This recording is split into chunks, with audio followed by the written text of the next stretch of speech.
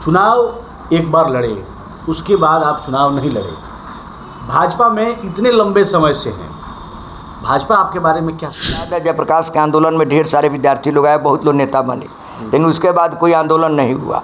आपके सामने अभी एक 353 एक्ट है जो सरकारी काम में बाधा डालने की बात होती है।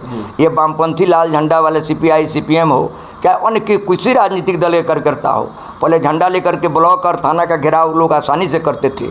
आज कहीं ब्लॉक और थाना का घेराव नहीं होता है, मंच लगा करके अपने अपने पार्टी की बात की जाती है, उपवास किया जाता है, तमाशा किया जाता है, लेकिन स्थल पर जा करके किसी का विरोध करने की प्रवृत्ति नीतीश कुमार ने, जो जेपी सेनानी भी हैं, उन्होंने जयप्रकाश और लोहिया को राजनीति में सक्रिय हुए। उस समय धनबल बाहुबल का दौर बहुत कम था, तो उस समय के राजनीति को और आज के राजनीति को कैसे देखते हैं? आज के राजनीति में ये आधुनिक राजनीति है। कान, नाक एवं गला की समस्या से है परेशान तो डॉक्टर अभिषेक कुमार है बेहतर समाधान। ENT surgeon doctor Abhishek Kumar नई तकनीक से दे रहे हैं बेहतरीन सेवाएं। संपर्क करें दवाई वाला मेडिकल, डॉक्टर कौशल्या चौक से 10 मीटर पश्चिम, थावे रोड, गोपालगंज। नमस्कार, ग्राउंड जीरो से मैं मनीष ऋषि और संघर्ष की अधूरी रास्ता में आज नए मेहमान के रूप में कैमरा स्क्रीन पर आप जिन्हें देख रहे हैं, जेपी सेनानी हैं और जनसंघ काल से भारतीय जनता पार्टी के साथ राजनीति कर रहे हैं। वैकुंठपुर विधानसभा से विधानसभा का चुनाव भी लड़ चुके हैं। आज हम इनसे जानेंगे इनकी पूरी राजनीतिक यात्रा को और तमाम सवालों से भी आपको रूबरू कराएंगे हम। सबसे पहले चैनल में स्वागत है आपका। आपका भी हम अभिनंदन करते हैं, स्वागत करते हैं आपके चैनल का। हम लोग जो कार्यक्रम चलाते हैं संघर्ष की अधूरी दास्तां, तो इस कार्यक्रम का मुख्य उद्देश्य ये है कि आपके राजनीतिक अनुभवों को आज की युवा पीढ़ी जो नहीं जानते हैं वो जाने और राजनीति में कैसे सर्वाइव किया जाए, कहाँ चूक हो जाती है, क्या कमी रह जाती है, इन सारी बातों पर हम लोग बात करेंगे। धीरे धीरे प्रश्नों को हम शुरू करेंगे कि आपकी शैक्षणिक योग्यता क्या रही? मेरी शैक्षणिक योग्यता स्नातक है। मैं मुजफ्फरपुर बिहार यूनिवर्सिटी से मुजफ्फरपुर में रहकर कहीं अपना पढ़ाई लिखाई किया और स्कूली शिक्षा हमारे अपने हाई स्कूल धर्मदेव उच्च विद्यालय से हमने प्राप्त किया। शेर से। तो आप राजनीतिक और सामाजिक जीवन में कब प्रवेश किए? उस समय आपकी क्या उम्र रही होगी? मैं 17 साल की अवस्था में प्री यूनिवर्सिटी का विद्यार्थी था। उसी वक्त यहाँ इंदिरा गांधी का उदय हुआ था और हमारे विलेज में बूथ छापने की परंपरा थी। उसका विरोध करके शंकरदयाल सिंह हेल्थ मिनिस्टर हुआ करते थे बिहार में। बदमाशों ने हमारे गांव पर बूथ पर हमला किया, जिसका मैंने डट कर मुकाबला किया। तथाकथित इसमें बम विस्फोटक केस भी हुआ, जिसमें मैं गिरफ्तार होकर पहले बार गोपालगंज मंडल कारा में गया और वहाँ से कारा से निकलने के बाद कारा से ही मैंने अपनी परीक्षा मुजफ्फरपुर जा कर के दी और पुनः हम उस केस से मुक्त हो गए। उस वक्त सरकार हमारे विरोध में थी। उसके बाद मैं भारतीय जनसंघ का मेंबर बना। मैं एकात्म मानववाद पढ़ा। एकात्म मानववाद पढ़ने के पहले मैंने द्वंद्वात्मक भौतिकवाद, दास कैपिटल आदि का अध्ययन किया, लेकिन मैं वहाँ संघर्ष, रोटी के टुकड़ा के लिए युद्ध की परंपरा जो कम्युनिस्टों के अंदर में है, मैंने देखा कि अब भारतीय परंपरा के विरुद्ध है। जब मैंने पढ़ा कि कमाने वाला खिलाएगा, जन्मा है सो खाएगा, और पूर्व में नारा लगता था कि कमाने वाला खाएगा, तो मुझे अच्छा नहीं लगा। जब कमाने वाला ही खाएगा तो बच्चा, बूढ़ा, रोगी, बीमार, अन्य समाज के लोग कहाँ जाएंगे? इसलिए मैंने दीनदयाल उपाध्याय जी के एकात्म मानववाद और स्वदेशी अर्थशास्त्र के पर मुखातिब हुआ और मैं द्वंद्वात्मक भौतिकवाद और दास कैपिटल का विरोध किया और भारतीय जनसंघ का सदस्य बना। शुरू में मुझे बरौली मंडल में सचिव का पद मिला। बहुत जल्द ही 2-4 माह के बाद हमको जिला में मंत्री का दिया गया। 1974 में जब आंदोलन स्टार्ट हुआ जयप्रकाश नारायण का, उसके पूर्व मुझे कैलाशपति मिश्र जी ने संगठन मंत्री बनाकर सारण का प्रभार दिया। उस वक्त पंडित जनार्दन तिवारी के भाई जो थे दुर्गा तिवारी जी संगठन मंत्री हुआ करते थे।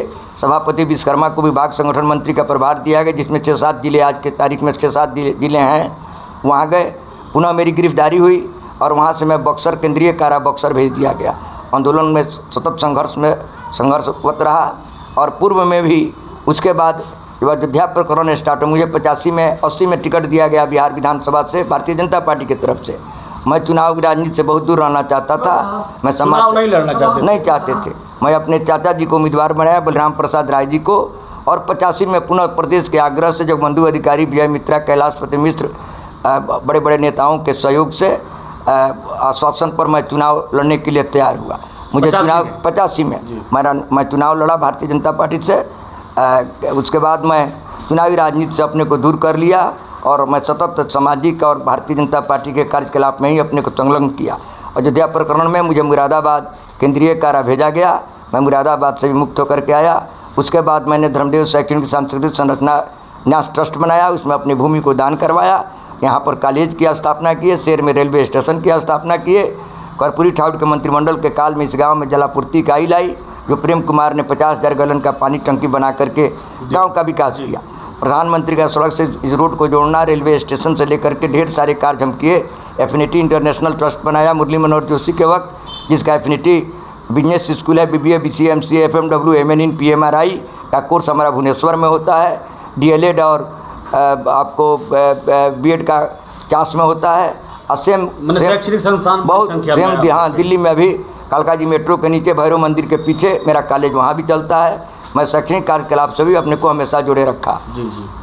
अच्छा, जब आप JP सेनानी के रूप में पेंशन उन्शन पाते हैं ना? मैं पेंशन के लिए आवेदन नहीं दिया।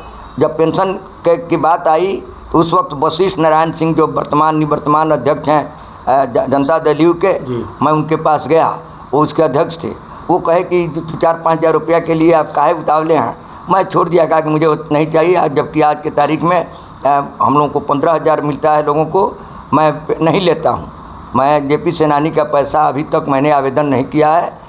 सुशील मोदी के प्रेशर पर मैं आवेदन देने के लिए केंद्रीय कारा बक्सर अभी गया था, वहाँ से अपना पेपर वगैरह तैयार करा रहा हूँ। पैसा जो भी मिलेगा हमको, वो पैसा मैं पार्टी के कार्य में लगा दूंगा। चुनाव एक बार लड़े, उसके बाद आप चुनाव नहीं लड़े। भाजपा में इतने लंबे समय से हैं, भाजपा आपके बारे में क्या सोच रही है?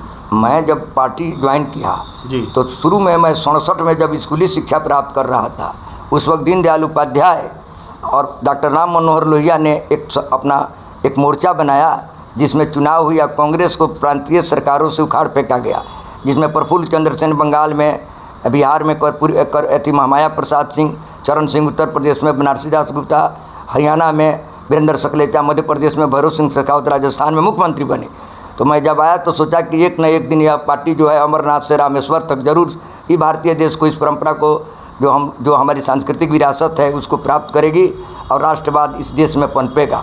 मुझे दृढ़ विश्वास था, जिसका प्रतिफल हम देखते हैं तो हम यह खुशी मनाते हैं कि हमको कोई पद का लालच नहीं है। पार्टी का काम मैं सदैव कर रहा हूँ। लगातार मैं हर माह में 20 दिन 25 दिन मैं दौरा पर ही रहता हूँ। अंत्योदय मैं देखता हूँ। अंत्योदय अंतिम व्यक्ति के कार्य के लिए मनोहर लाल खट्टर जी मेरे मित्र हैं। अनंत कुमार की पत्नी तेजस्वनी अनंत कुमार, JP नड्डा की पत्नी मल्लिका नड्डा, प्रदीप गांधी छत्तीसगढ़, ऐसे ऐसे करके हम लोगों का एक टीम है। कैलाश विजयवर्गीय बंगाल जो देखते हैं वो भी अंत्योदय में काम करते थे।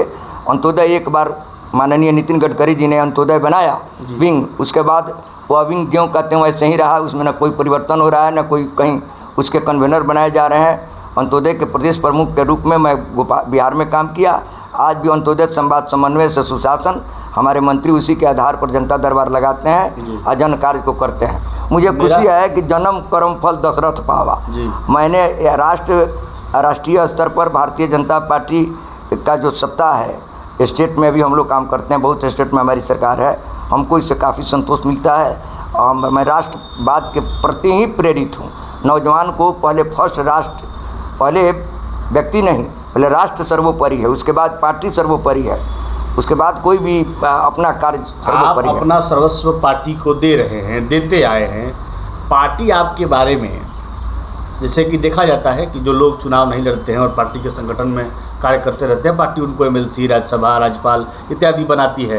क्या लगता है पार्टी आपको ये तोहफा देगी? ये काम पार्टी का है। मैं पार्टी से कभी भी कोई चीज़ का याचना नहीं किया, मुझे कुछ भी मैं नहीं मांगा। पार्टी हमारा मान सम्मान करती है। मैं किसी स्तर पर जाता हूँ, राष्ट्रीय स्तर पर केंद्र के मंत्री हों या हमारे स्टेट के हमारे वरिष्ठ पदाधिकारी हों, जिला के लोग हों, सब लोग हमारा मान सम्मान करते हैं। मैं पार्टी से अपेक्षा नहीं रखता हूँ। मैं अपना काम करता हूँ, पार्टी को अपना काम करना है, जो करना होगा मेरे लिए करेगी, मुझे संतोष है। जब आप लोग राजनीति में सक्रिय हुए, उस समय धनबल बाहुबल का दौर बहुत कम था, तो उस समय के राजनीति को और आज के राजनीति को कैसे देखते हैं? आज के राजनीति में ये आधुनिक राजनीति है। यहाँ पर पहले हमारे यहाँ त्याग, तपस्या और धनबल की कोई आवश्यकता नहीं थी। वैचारिक रूप से राजनीति लोग करते थे, गांव के लोग भी। अब इतना ये प्रगतिशील और ये भौतिकवादी लोग हो चुके हैं, नौजवान लोग भी, जो इसमें अब शक नहीं रहे, क्योंकि इसमें धन जो है, धनबल बहुत आवश्यक हो गया है। भ्रष्ट गांव गांव में जो नवोदित राजनीति में लोग आते हैं, जातिवाद के गंदा जहर बो करके पैसा ले करके, पैसा दे करके राजनीति करना, चुनाव में आना और जाना, ये आम युवाओं के बस का नहीं है। युवा वर्ग के लोग पढ़ाई और लिखाई अपना काम करें, जो इस योग्य हो, जो वैचारिक ढंग से मजबूत हो, जो इसमें सक्षम हो, वही राजनीति करने के लिए आगे आए। आज हमको याद है जयप्रकाश के आंदोलन में ढेर सारे विद्यार्थी लोग आए, बहुत लोग नेता बने, लेकिन उसके बाद कोई आंदोलन नहीं हुआ। आपके सामने अभी एक 353 एक्ट है जो सरकारी काम में बाधा डालने की बात होती है। ये वामपंथी लाल झंडा वाले CPI CPM हो, चाहे अन्य किसी राजनीतिक दल का कार्यकर्ता हो, पहले झंडा लेकर के ब्लॉक और थाना का घेराव लोग आसानी से करते थे। आज कहीं ब्लॉक और थाना का घेराव नहीं होता है। मंच लगा करके अपने अपने पार्टी की बात की जाती है, उपवास किया जाता है, तमाशा किया जाता है, लेकिन स्थल पर जा करके किसी का विरोध करने की प्रवृत्ति नीतीश कुमार ने, जो JP सेनानी भी हैं, उन्होंने जयप्रकाश और लोहिया को चबा दिया। लोहिया कहा करते थे कि जिस दिन सड़क सुना होगा उस दिन संसद और विधानसभा जो है वो क्या कहें, वो समाप्ति के तरफ रहेगा, वहाँ अराजकता की स्थिति होगी। आज के तारीख में किसी राजनीतिक दल का कार्यकर्ता झंडा लेकर के प्रखंड और जहाँ भ्रष्टाचार का अड्डा है, थाना प्रखंड, विरोध दर्ज नहीं करा पाता है। तो नीतीश कुमार ने ऐसा एक लागू किया है बिहार में कि उनको सीधे जेल जाना होगा। गरीब आदमी तारीख पर जाते जाते मुकदमा लड़ते लड़ते परेशान हो जाएगा। इसीलिए संघर्ष की राजनीति लोगों ने त्याग दिया है। संघर्ष से ही समस्या का समाधान होता था।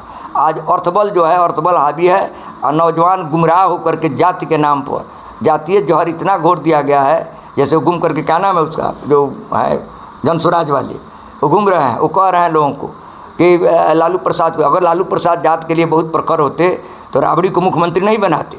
बहुत सारे जादव श्रेष्ठ समाज का, भारतीय संस्कृति में जादुओं का बहुत ऊंचा स्थान है, लेकिन उसको बैकवर्ड कहता है। कब तक बैकवर्ड इस समाज को करे? लोहिया विजातीय समाज बनाने की बात कहे थे, ये लोग विजातीय समाज नहीं बनाना चाहता है। ये कुलक है, ये जादव, कुर्मी और कुशवाहा, ये कुलक है। तत्वा नोनिया बेड़ियर कमकर बिन बला बढ़ई लोहार हजाम भैंस बनिया, जिसको आज तक इस आज़ादी का और इस कहते आरक्षण का या किसी तरह के लाभ से, राजनीतिक लाभ से भी वंचित लोग था। इन बीच में अति पिछड़ा बना करके कुछ बिहार में काम हुआ। देश स्तर पर नरेंद्र भाई मोदी के आने के बाद प्रगति हो रहा है। जैसे ऊंच जाति के लोग हैं, आज 40 वर्ष से पिछड़े जाति का राजनीति है, तो पिछड़ों में किनका अथी है, वर्चस्व है। इसमें जो कुलक जाति जो है, कुलक दो जाति जो है अभी, कुर्मी और जादव, ये दो कुलक जाति ही लोगों को मूर्ख बना करके, और कम पढ़े लिखे नौजवान लोग जात के चक्कर में पड़ करके अपना भविष्य बर्बाद करना है। इससे पहले तो जातीयता को समाप्त करना चाहिए, विजातीय समाज बनाने की पहल होनी चाहिए। कब तक किसी को हम कोयरी कहेंगे, कुर्मी कहेंगे, राजपूत कहेंगे, भूमियार कहेंगे, हरिजन कहेंगे? ये नौजवान चाहते हैं, सारे नौजवान अपने फेसबुक पर बाबू अपने को लिखते हैं, और हम बाबू हैं तो हमारे विरुद्ध खड़ा हो जाते हैं कि बाबू लो बाबू लो बाबू लो। बाबू लो क्या कर रहा है? 40-45 साल से शासन जो है पिछड़ों की चल रही है। पिछड़ों के विकास के लिए कोई काम नहीं हुआ। गरीबों के आँख में धूल झोंक करके धन बनाने के सिवा क्या हुआ? आप देखिए, तेजस्वी 9वां पास है, 9वां फेल है, 8वां पास है। लालू जी की जितनी भी संतानें हैं, बेटियां सब पढ़ी लिखी है, दोनों बेटा पढ़े लिखे नहीं हैं। ये तो लॉक लगा, रामविलास जी का लड़का लड़ा चुनाव, जिसके चलते लोग आ गए। ये लोग जब तक ऐसी परिस्थिति पैदा लोग करेंगे, जात के नाम पर वोट देंगे और फिर वो अपने को ठगा महसूस करेंगे 5 वर्ष तक, ये समाज कभी भी उन्नति की तरफ नहीं जाएगा। और जातीयता के नारा लगाने वाले इस बात को समझ जाएं कि अपने आने वाली पीढ़ी को भी बर्बाद कर रहे हैं। हाँ, बहुत बहुत धन्यवाद समय देने के लिए।